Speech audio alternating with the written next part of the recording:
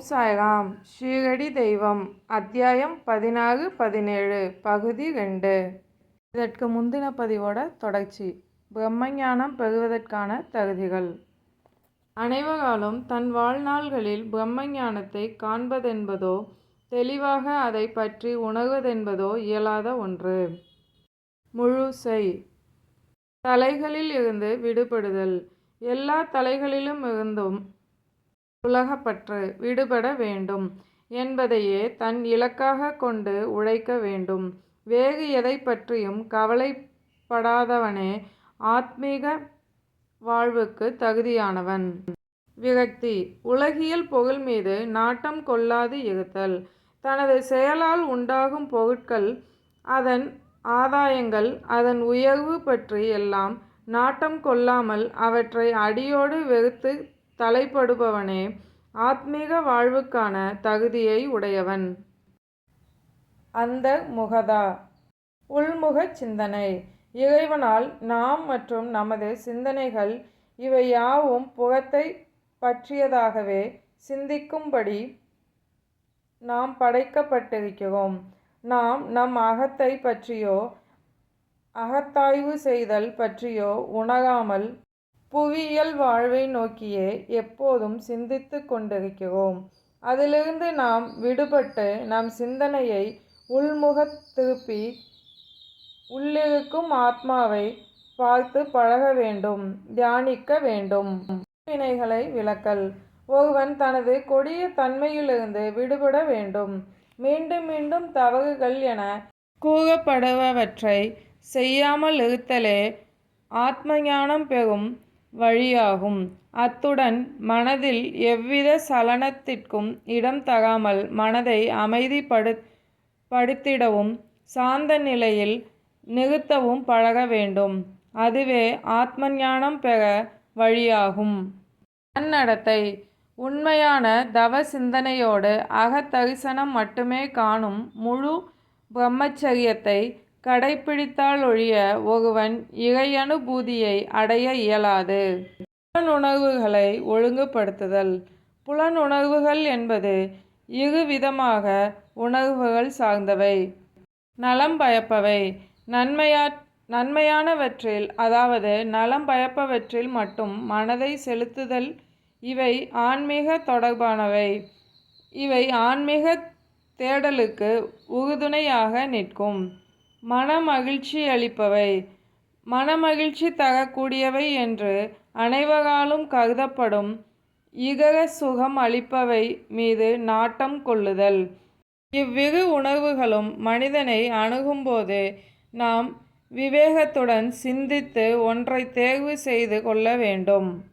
விவேகமுடையவன் தன் வாழ்வுக்கு நலம் பயப்பவற்றை பற்றி மட்டும் யோசித்து அவற்றை நாடுவான்.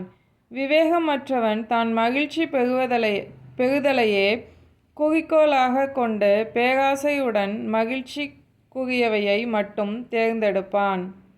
மனதை அடக்குதல். பிறப்பு இறப்பு என்னும் இயற்கை சூழலிலிருந்து விடுபடுதல். நமது உடலை ஒரு தேராகவும், நம் ஆன்மா என்னும் உயிர் அதன் எஜமானராகவும், நம் அறிவை தேரோட்டியாகவும், நம் மனதை கடிவாளமாகவும், நம் புலன் சார்ந்த உணர்வுகளை குதிரைகளாகவும், அவ்வுணர்வுகளின் மூலம் என்பதே பாதைகளையும் கொண்டு இவ்வுலகில் நாம் பயணிக்கிறோம். அப்பயணத்தில் பொல்லாத சூழ்ச்சி செய்யும் குறும்புக்கார குதிரைகளின் போக்கிற்கு ஏற்ப நாம் பயணிக்காமல் உலகியல் மீதான பற்றை குறைத்து மனம் போன போக்கில் புலன்களையும் அதன் உணர்வுகளையும் கொண்டு செல்லாமல் மனதை அடக்கி ஆளும் திறனுடையவனே ஆத்மஞானம் பெற தகுதியானவன். அத்தகைய புலனடக்கம் இல்லாதவன் மாறி மாறி பிறப்பதும் இறப்பதும் என இச்சூழலுக்கே மீண்டும் மீண்டும் தள்ளப்படுவான்.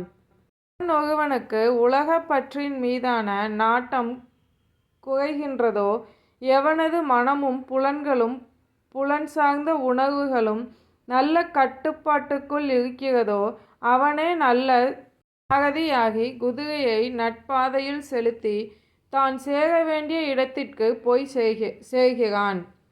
அத்தகையவன் மீண்டும் மீண்டும் பிறப்பதில்லை. அவன் எங்கும் நிறை மகாவிஷ்ணுவின் வசஸ்தலத்தை சென்று அடைகிறான். மன தூய்மை. மன அழுக்குகளை களைத்தல். ஒருவன் தன் கடமைகளை மன நிறைவோடும் மன தூய்மையோடும் ஆற்றுதல் வேண்டும். உலக பொருட்களின் மீதுள்ள ஆசையே நாம் பல பாவங்கள் செய்ய காரணமாகிறது. பாவங்கள் செய்ய தூண்டும் மனதில் என்றும் தூய்மை இருக்காது. மன தூய்மை அற்றவனால் ஆத்மானுபூதியை அடைய முடியாது. தூய்மையான மனம்தான் விவேகத்தையும் வைராகியத்தையும் மேம்படுத்தும். அவ்விவேகமும் மன உறுதியுமே ஆத்ம ஞானம் பெற வழி வகுக்கின்றன. குருவின் இன்றியமையாமை. தன் சுய முயற்சியை கொண்டு எவர் ஒருவராலும் ஆத்ம ஞானம் அடைய முடியாது. தன் சுய முயற்சியால் அடையக்கூடிய அளவுக்கு ஆத்ம ஞானம் பெறுதல் அவ்வளவு எளிமையானது அல்ல. ஆத்ம ஞானம் நாம் நினைத்து பார்க்க முடியாத அளவுக்கு பல சூட்சமங்களை உள்ளடக்கியது. தன் அறிவு நிலைக்கும் எட்டாதது, அதற்கும் அப்பாற்பட்டது. எனவே நாம் ஆத்ம ஞானம் அடைவதற்கு ஒரு குருவின் வழிகாட்டல் என்பது மிகவும் இன்றியமையாதது. நமது கடின உழைப்பாலும் கடின முயற்சியாலும் அடைய முடியாத ஆத்ம ஞானத்தை ஒரு குருவின் வழிகாட்டலால் நாம் எளிதில் அடையலாம். குருவானவர் தான் பயணப்பட்டு கடந்து வந்த அந்த பாதையை அவர் கடந்திருப்பதால் தன் சீடர்களை அவர் ஒரு ஏணியாக நின்று படிப்படியாக அப்பாதையில் நம்மை எளிதில் அழைத்து செல்வார். எனவே ஆத்ம ஞானம் பெற குருவின் தேவை இன்றியமையாதது. இறைவனின் பேரருள். ஆத்ம ஞானம் கொண்டு பிரம்மத்தை கண்டுணர கடவுளின் அருள் மிகவும் முக்கியமானது. ஒருவன் ஆழ்ந்த பக்தியும் அன்பும் கொண்டு மன தூய்மையோடு எந்நேரமும் இறைவனை சிந்தையில் நிறுத்துபவனின் பக்தியில் இறைவன் மகிழ்ச்சி கொள்வார். அவனுக்கு அவ்விறைவனே விவேகத்தையும் மன உறுதியையும் அளித்து இவ்வுலக வாழ்வென்னும் பெருங்கடலை தாண்டி அவனை பத்திரமாக அழைத்து செல்கிறார். ஆத்ம ஞானம் என்பது வேதங்களை கற்பதாலோ தன் சுய அறிவாலோ தன் அதிக புலமையாலோ பெற முடியாது. அந்த ஆத்மாவாய் நிற்கும் இறை சக்தி எவனை தேர்ந்தெடுக்கிறதோ அவனாலேயே அந்த ஞானம் பெற முடிகின்றது அல்லது அடைய முடிகின்றது. அவனுக்கே அவ்விறையும் தன் பண்பையும் வெளிப்படுத்துகிறது என்று கடேபநிவிதம் கூறுகின்றது. கட்டு பிரம்மத்தை சுருட்டுக. பாபா பிரம்மஞானத்தை பற்றியும் அதை அடைய முற்படும் நெறியை பற்றியும் செல்வந்தரிடம் எடுத்தியம்பினார். மேலும் அவரிடம், நல்லதையா, உனது பையில் நான் கேட்ட 5 ரூபாய் போன்று 50 மடங்குகள் பிரம்மம் பணதெய்வம் இருக்கின்றது. அவற்றை வெளியே எடு என்றார். அவரும் தன் பையிலிருந்து அந்த பணக்கற்றை எடுத்து அவற்றை எண்ணி பார்த்தார். அவர் வியந்து போகும் அளவிற்கு அப்பையில் 10 ரூபாய் நோட்டுகள் 25 இருந்ததை பாபாவின் சர்வ வியாபித்தன்மையை கண்டு மனம் திருந்தி பாபாவின் ஆசியை பெற அவர் பாதத்தடியில் வீழ்ந்தார். பாபா அவரிடம், உனது கட்டு பிரம்மத்தை சுருட்டிக் கொள்க. கரன்சி நோட்டுகள். உன் பேராசையை முழுவதும் ஒழித்தாலன்றி மெய் பிரம்மத்தை நீ அடைய முடியாது. செல்வத்தின் மீது, தன் குடும்பம், தன் மனைவி, தன் மக்கள் என இவற்றின் மீதான குடும்பப்பற்றும் நிறைந்த உன்னால் எப்படி பிரம்மத்தை பற்றி அறிய முடியும்? இவற்றின் மீதான பற்றை ஒழித்தாலன்றி பிரம்மத்தை பற்றி நீ அறிய இயலாது. மாயத் தோற்றமான உலக பொருட்களின் மீது பற்று கொள்ளுதலும் செல்வச் செழிப்பால் கர்வம் கொள்ளுதலும் துன்பப் பெரு நீர்வீழ்ச்சியாகும். அது சுழல் போல் நம்மை ஈர்த்து பாவக்குழிக்குள் தள்ள தூண்டுகோல் ஆகிவிடும். பற்றுகளை நீக்கியவனுக்கே அச்சுழல்களில் இருந்து விடுபட முடியும். ஏனெனில் அச்சுழல்களில் அகப்படுவது முதலையின் வாயில் அகப்படுதல் போன்றது.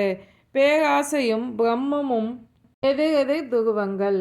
இரண்டும் ஒன்றுக்கு ஒன்று முரண்பட்டவை.